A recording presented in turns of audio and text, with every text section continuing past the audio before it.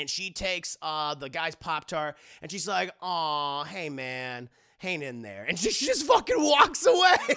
She stole that hobo's Pop-Tart. But he doesn't mind, chat, because he's looking at her incredible ass. So he's like, worth it.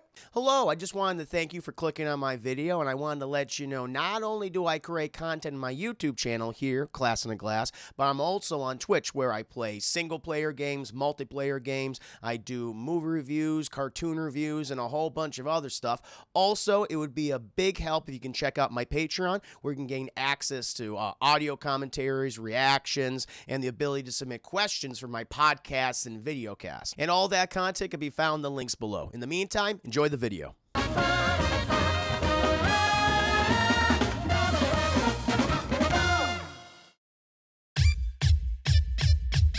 But now, chat, comes the part of the stream where we got to get to my TV review. As you know, chat, every single Friday, I do a scene-by-scene breakdown of a TV show that you choose for me, chat. In case you don't know, if you donate 1,000 biddies, a single donation of 1,000 biddies, equivalents of $10, chat, you have the ability to then request a TV show for me to review. It could be a cartoon, could be an anime, it could be a live action show, chat. It could be 22 minutes, 30 minutes, an hour, 45 minutes, anywhere in between, chat.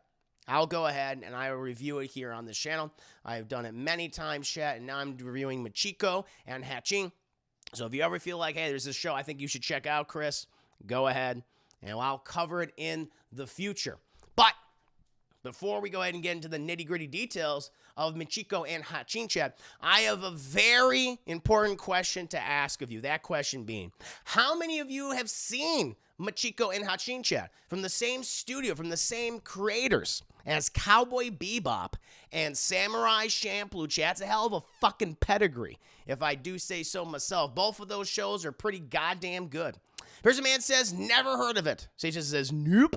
And remember, I have no idea what this is. But you says, not me. Gentlemen, I have not. But I've seen Bebop, and I'm watching Champloo. I'm doing audio video commentaries for Champloo right now on the Patreon. Of course, I've done a shit ton of audio video commentaries for all of Cowboy Bebop, chat. Yeah, all those episodes. Bunsmoke says I have. All right, Bunsmoke's seen it. There we go. I got someone. Sarah says, never heard of it. There's the Goose Slayer. I saw this show on Chip. Yes. Apparently, it debuted on Toonami in 2015. That's where it debuted. It's again, and that must have been the time when I started to see this, because apparently this show at least came out in Japan in like 2008. So this was right after Samurai Champloo, which was 2005. So I was like, oh, okay, I'm trying to because you got Bebop, and then Champloo, and then this, and I guess they're doing some other stuff right now.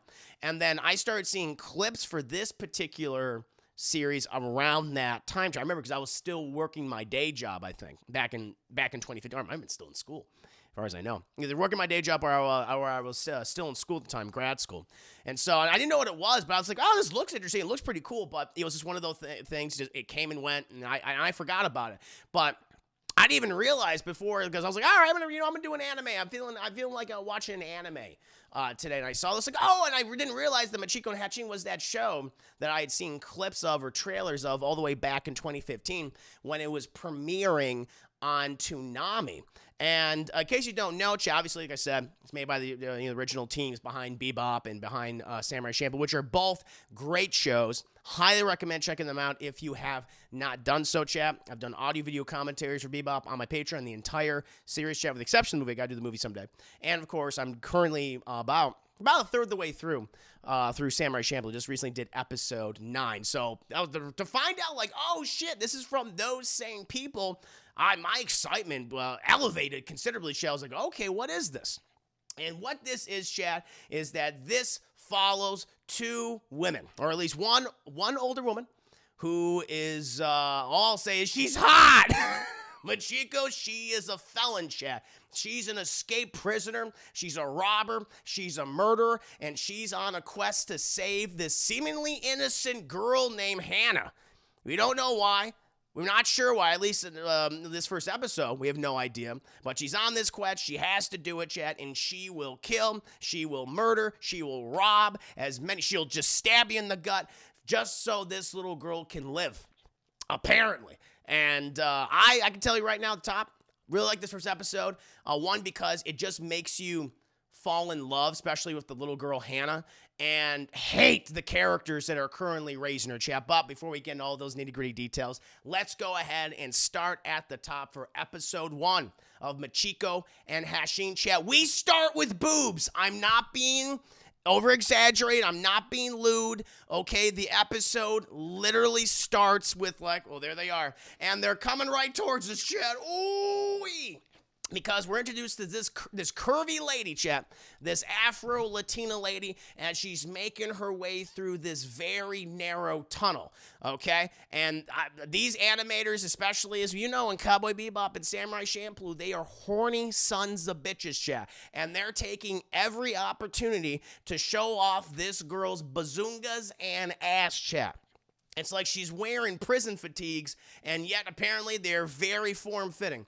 But she's making her way through this tunnel, chat, just grunting like she's a woman on a mission, chat. We then cut to this prison guard, and he's checking various prison cells, chat.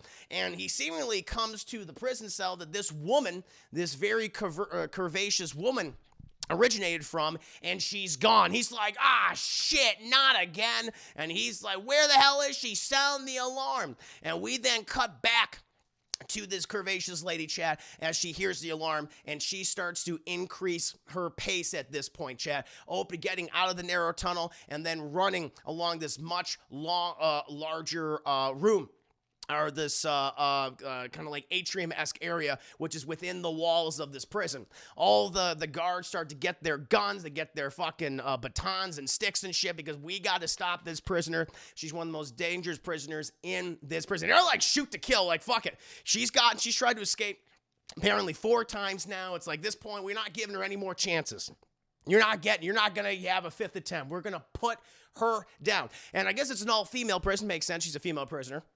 And we have all these other female prisoners who are saying like, oh shit, that must be Michiko trying to get out again. You think that she's gonna make it this time? I bet you they're gonna put her in the goddamn ground. And the other one's like, I'll take that bet. I think she's gonna escape. And she's like, you're fucking on. We cut back to Michiko as she's making her way out of the prison, chat. She finally gets out of like kind of the atrium-esque area within the walls, but then before she does, about to jump down, this one guard sees her leg, and he starts laying in to the ceiling, chat, which is she's walking on right now. Just bullets.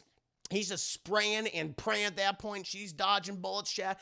And eventually, because of her weight and of the damage that done to the ceiling, she comes right through, and boom, she smashes it in the guy's face, chat, grabs his gun, just beats on him a few more times to make sure he's thoroughly concussed, and she gets her fine ass out of there, chat. Eventually, we cut outside the prison, and she is in a windmill farm. And they have now called in a helicopter to try to take her down, chat. And they're shooting at her, and they're like, Michiko, you crazy bitch, stop doing this. She's like, never! And she starts firing at the copter, chat. She's a fucking good shot. She takes out the tail of the helicopter, chat, and they're like, ooh, they're losing control, and they ram right into a windmill, chat. She's like, that's why you don't mess with Michiko. But then, oh shit, the propeller comes right at her face, and she's like, ooh, and we cut. We then cut. And we're introduced, chat, to a little girl named Hana. She keeps a diary, a journal, and she's saying, March 10th, my life fucking sucks. She's kind of like a little orphan Annie type character, if you will. Except, what if Annie would live with the circumstances are even worse. It's like, what if we combine Annie and Harry Potter and, yeah, forget the goddamn Dursleys. You know, forget the abusive caretaker.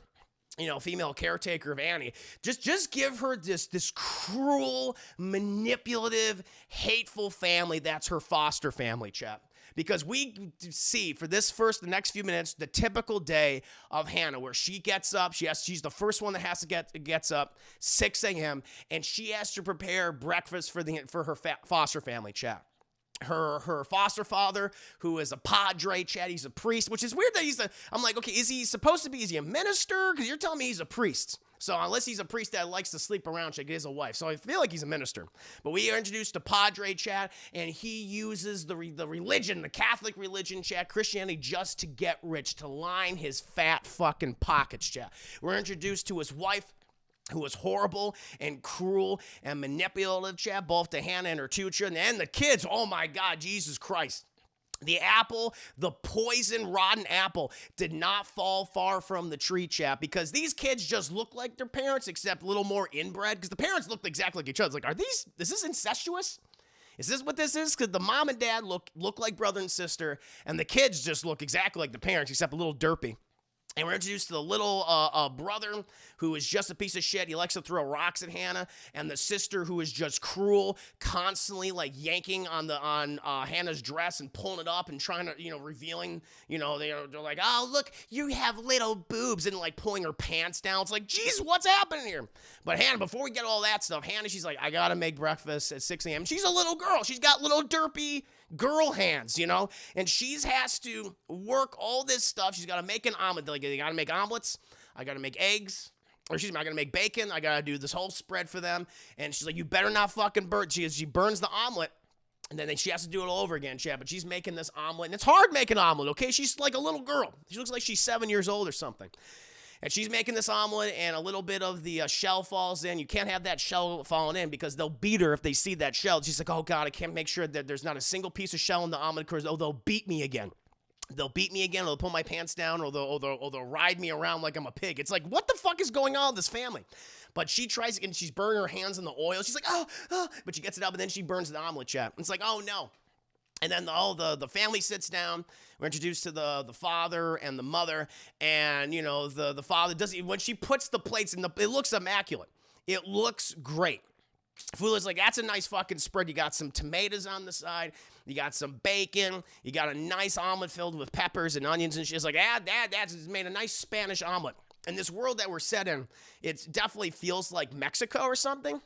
Or the American Southwest, which I like. Kind of similar to how we've seen certain locations in Cowboy Bebop when they had like a Spanish or a Mexican or Hispanic influence. Very, very similar to that, even though it feels like, okay, it's kind of set in like modern times.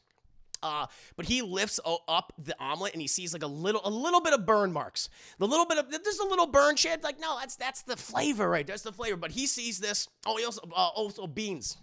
Refried beans, chat. And he sees this. He's like, you burn this. Do it over again. And he just takes the plate, all food, and just lets it all fall on the floor. And then the wife, hers isn't burned. She just grabs hers and she dumps on the floor too. And she's like, okay, so she has to make the food again. And then, chat, she has to clean up their mess. Just the worst.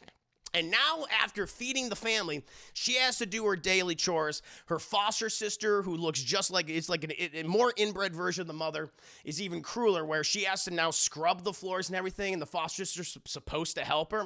But the foster sister just literally just knocks the bucket over or just refills it with cold water, freezing cold water, and just pours it on her all the time. And she's like, God damn it. And it's like all the dirty water is just covering the floor, and she's trying to soak it up. We then cut to her next drawer, which is doing laundry outside. They need to air dry them outside. She's hanging the pictures on the line. And the little brother's like, hey, Hana, she's like, what is it? What? She's like, you can't be in the ocean. He's like, what are you talking about? I'm not in the ocean. Yes, you are. The ground is the ocean. And see this? See, it's like he has a toy. And he throws over her head. She's like, okay, pick that up for me. Pick it up. And she's like, okay. And so she walks over. She's like, you can't walk in the ocean. You have to swim, Hana. She's like, motherfucker, okay. All right, I'm swimming. How can you hold your breath in the ocean? Like, I'm holding my breath. All right, she's holding her breath, and she gets the toy. Just horrifically cruel, chap. After that, it's later in the day, and she's just exhausted, and she's like, at this point, and before he gets the toy, he starts throwing rocks at her. He has like these pebbles, and he just starts fucking pelting rocks at her, chat, like this. And eventually she catches one, and she's like, ugh, like this, because she's like, I don't want to be hit by fucking rocks anymore. Peculiar Wall Meat, thank you so much for resubscribing 5 months in a row. Thank you, Peculiar. I hope you're doing very well tonight. Currently talking about Michiko and Hatchin, which is an excellent first episode, in my opinion. I mean, you just fucking hate these kids right now. But she catches the rock, and the little boy's like, and the sister comes out. She's like, what are you gonna do with that rock, Hana? Are you gonna throw the rock at him? Because if you do, I'll tell Mom, and she'll beat you. And she's like, she just drops the rock. She's like, I can't do this. I can't do this. Stizzy, man, good to see you. Hope you're doing well. And then she goes to the, it's like later in the evening, later at night. And she's just she's literally just sitting in the tub like this, letting the water hit her until eventually this runs out. And she just looks this little poor 7-year-old girl looks so depressed. And she looks like she's super uncomfortable about her body. And she finds a towel and she wraps herself in the towel. And she starts walking out of the room. And then her evil, shitty, derpy, incest-bred foster sister is just standing outside like, you can't wear the towel like that. Towels are for rubbing. They're for getting dry. You can't wear like a clothes. Are you fucking stupid, Hannah? And she's like, leave me alone. And she's like, give me your towel. And she's like, literally like grab it. She's like, no. And she pushes the foster sister. She's like, oh, you think you could push me? You think that's okay? Well, here, I'll push you. And she pushes poor little Hannah down the stairs. She falls down the stairs. She just is like in the fetal position, like shaking. She's angry. She's scared. She just feels completely unloved. Eventually, chat, we cut to this hobo, with this smelly hobo. Like clearly he shit himself. He just flies are buzzing around him, and he has in this little basket. With like some tissue paper, the greasiest looking Pop-Tarts I've ever seen. Like you can literally see the grease. I've never been into Pop-Tarts or whatever. I was like, nah, no thank you. But they're like, you can see the grease on them. And he's like, and he's eating these Pop-Tarts. He's about to eat the other one. But then Michiko, she walks in the frame, Chad. She has a fucking propeller in her head. No, she doesn't. She's fine. She survived the helicopter incident, Chad, but she's there. And she takes the guy's Pop-Tart, and she's like, aw, hey, man. Hang in there. And she just fucking walks away. She stole that hobo's Pop-Tart. But he doesn't mind, Chad, because he's looking at her incredible ass. So he's like, worth it. After that, we then cut to her. We cut to this this bank. People, doing their daily, like, oh, I want to deposit, oh, I want to take some money out, et cetera, et cetera. No Name Woman, thank you so much for resubscribing. Appreciate that. Hope you're having a very nice evening, very nice Friday. An absolute pleasure to have you. 14 months of incredible support. Oh, Chad, we're on the cusp of a hype train. Maybe we'll pause it right here at the beginning. If we hit this hype train, I'll have to pause the review, and I'll get right back into it. Chris, you like toast strudels? Nah. Not my thing. He could have eaten some toaster strudels, but look, I just looked like Pop-Tarts. And Giant Elfman, why hello indeed. Thank you, Giant Elfman, for the incredible support right there. Look at all those subs back to back to back. No, thank you so much. Peculiar, no anyone, Giant Elfman, chat. We're going to pause the review. We're at the bank. People are taking money out. They're putting money in, chat, but some crazy shit's about to happen. Let's go ahead, because you know what happens, chat. When we get hype, we got to get juicy, baby. Let's go ahead and get back to my review for Michiko and Hatchin, chat. So, oh yes, I was like, where would we leave about? That's right, chat. We're at the bank. People are depositing money. People are taking money out. They're going about their business, chat. Putting what little they have in the bank or taking out what little they have from the bank. But then, boom, Michiko walks in and she starts a firing, chat. She's like, ah! And I'm like, again, these animators are horny, so when she's firing off the gun, those bazoongas, just bouncing the whole time, chat. We cut behind her. The booty butt cheeks are bouncing. It's like, does that happen? Is that a thing? But apparently it does. Both are just do. She does her thing. She jumps on top of that fucking. She's like, fill this bag with money, or I will paint this room red with your internal organs. And it's like, that seems like a credible threat. Chad. And so they start filling the thing, but then the fucking fuzz shows up, chat, and they start shooting at her, but she shoots right back. And then, chat, we transition back to the incredibly cruel world of Hana, chat. And it's just not getting easier for her. It's so stressful because now it's like, they say it's March 15th, so we've seen several days have passed, and she's even more beaten down than ever. And I guess today's the day where the social worker is going to come in, and he's going to see if the foster family's been taking good care of Hana, but of course they have not, but they're very manipulative and they're sneaky, and they pay off the social worker, chat. They do the whole thing where they present it like, oh, she has a very healthy environment. We feed her, of course, even though she's emaciated, they underfeed her of everything. Her brother and sister are incredibly nice to her. We're just a loving family. They're the kind of thing where they're held up as the as the best of the community, even though they're absolutely not. They use, the father, Padre, he uses his position as a minister just to get money out of the people, and just using religion as a shtick. He's a charlatan, Chad. Doesn't even believe in God. Only believes in himself and the power of the almighty dollar. But he goes up to Hana, the Padre, and he's like, listen, we take really good care of you, don't we, Hana? And she's like, no, we do. Because if you weren't here, you'd be out on the street corner, selling your body or selling what's inside of you. And she's like, he's like, how about you be a good girl and here, I have these books for you. I think you'll love them. And they're all like used coloring books that like his daughter had from years ago, and like a shitty math book. And she's like, oh, wow. Thank you, Foster Padre. He goes, yeah. Make sure to be nice when the social worker comes by, okay? Wouldn't want any problems, right? She goes, yes, of course. And he walks away. And she's like, this guy fucking tried to buy me off. But that's how it is. That's how it is. And so the social worker comes in. He's just this fat fuck who they just stuff with wine and buttered noodles and carbohydrates. He's like, oh, the buttered noodles this evening are delicious. We know. We got the finest butter and the finest noodles filled with the most enriched flour possible. I love enriched flour. I know you do. So, Hana, why don't you tell the social worker how you're doing? Yes, Hana, tell me how you are. And she's like, oh, things are fucking dandy. He goes, excellent, let us eat more. And then they're at the dinner table, Chad, and they're just heaping meat. Am I joking? They're heaping fucking meat on his plate, and he's just stuffing himself.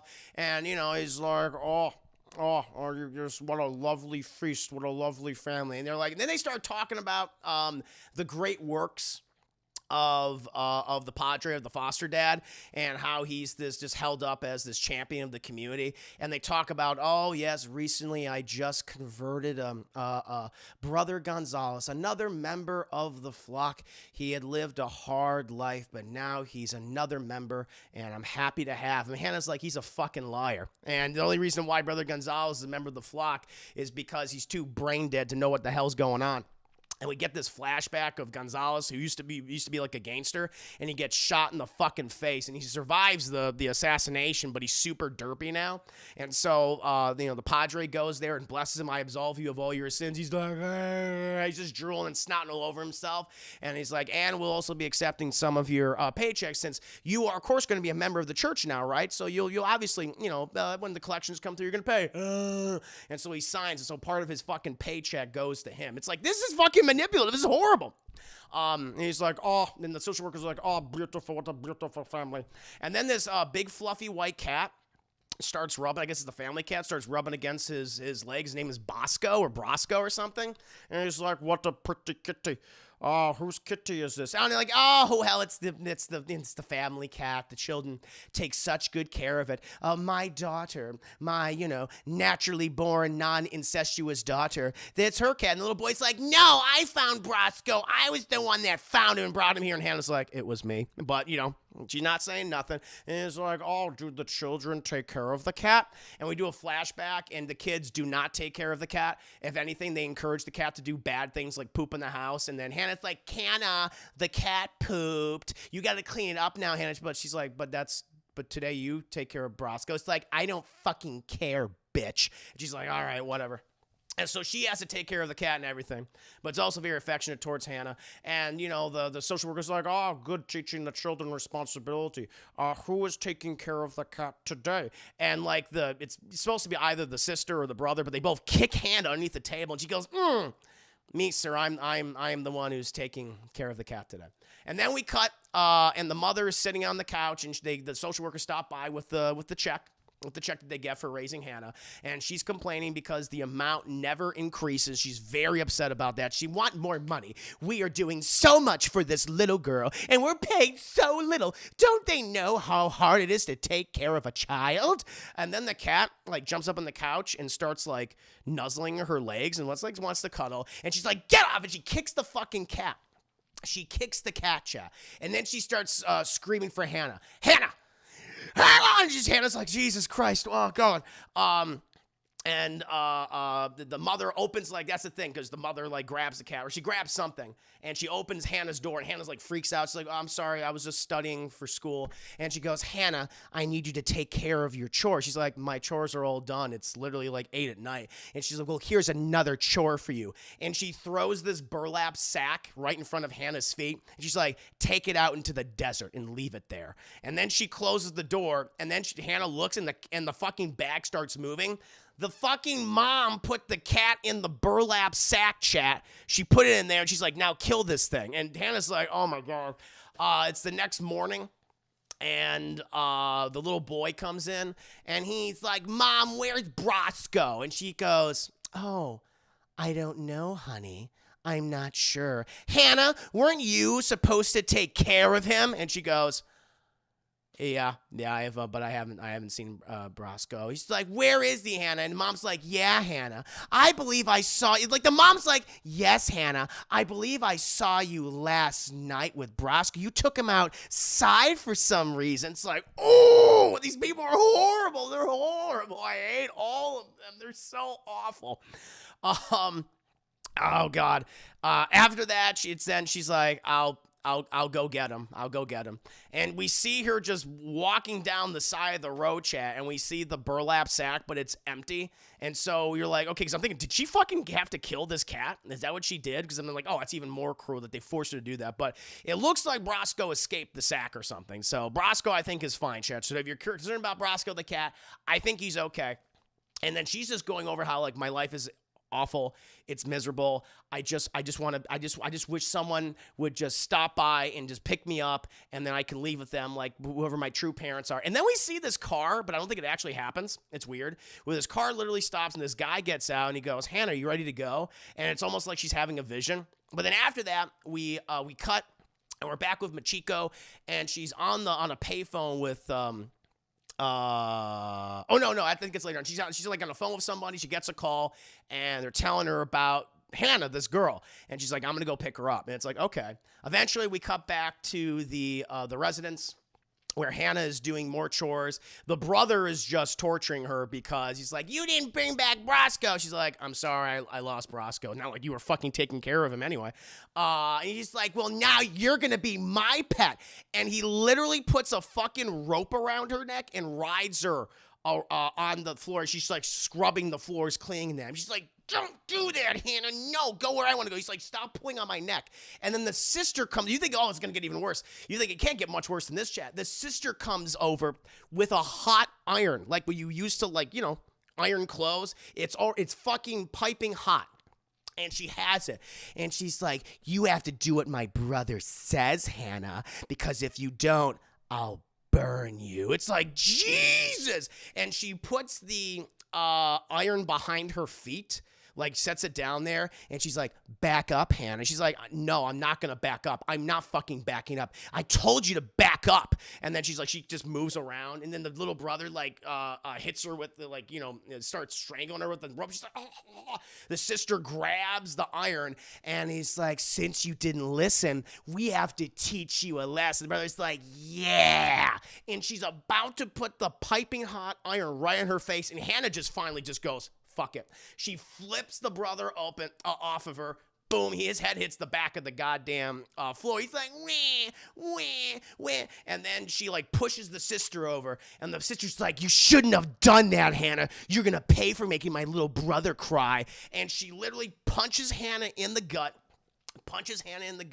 Takes her and just throws her out of the house. Like, just drags her by her, throws her out. It's like, we don't want you here. We don't love you. You're good for nothing, Hannah. Get the fuck out of here. And she slams the door, and Hannah's like, fuck that. She gets back in the house, and she beats the shit out of her foster sisters, like, I'm a fucking person, you animal. And she just starts smashing, and she's like, oh, Hannah, no, I'm sorry. He's like, no, you're not sorry. You'll be sorry when I tell you you're sorry. And she just starts pummeling the shit out of her sister, chat, fucking yanks the glasses off, just rips her hair out, and she's kicking her ass. She's kicking her ass.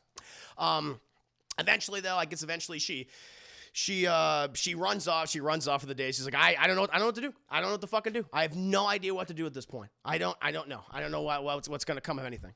I'm gonna have to head back. I have nowhere else to go. My life is miserable. I don't know who my parents are.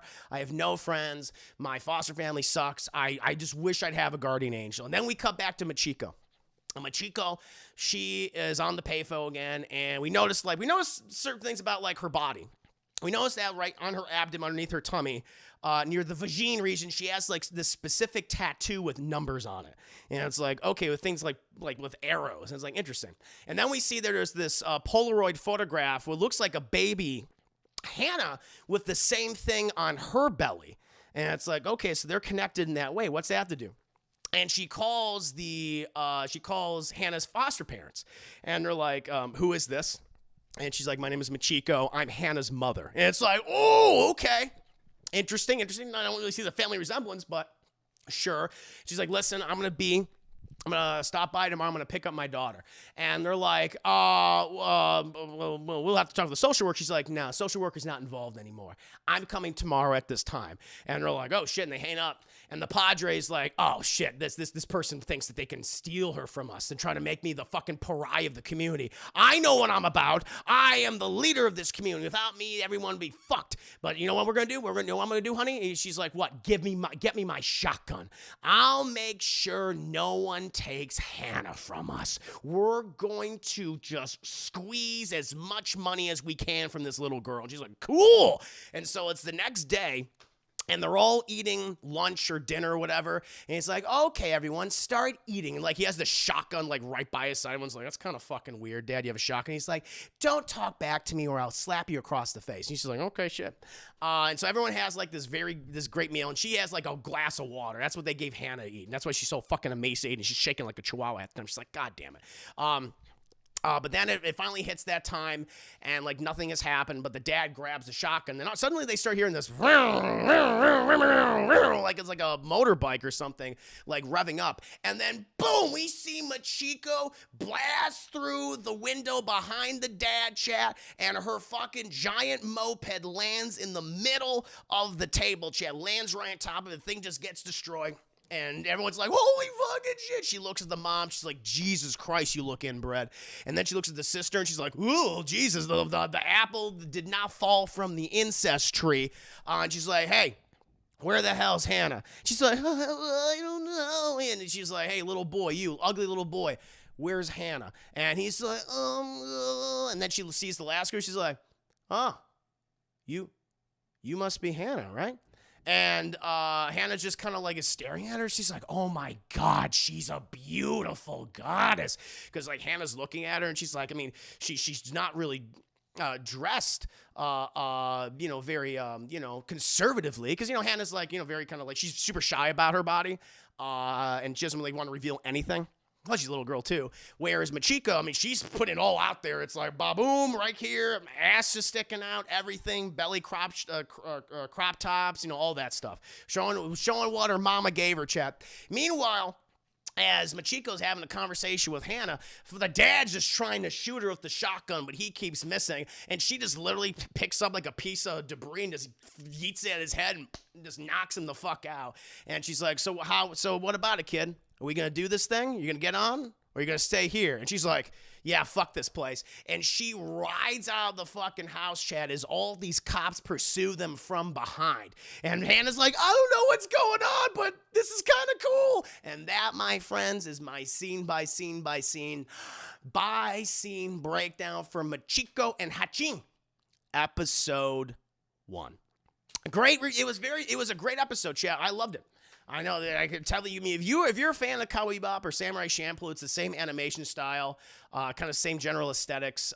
This is my first time watching. I really enjoyed the hell out of it, chat. Really liking the characters of Michiko and Hana. I think they're going to have a great dynamic because they're just so polar opposites of each other, chat. So I'm going to see how they're going to bounce off each other in future episodes. But thank you again.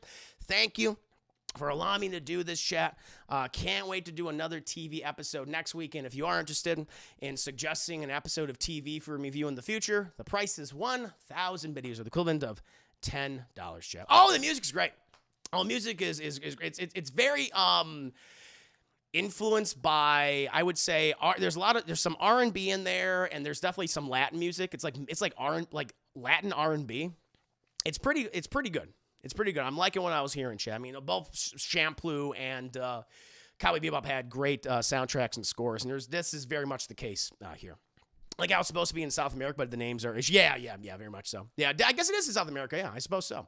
It felt like it was in Mexico, but I suppose it might be in a more desert region of South America. But it was slick, chat. Really good in the episode. At least the one I watched was free on YouTube. So if you want to watch the first episode for free, it is on YouTube right now.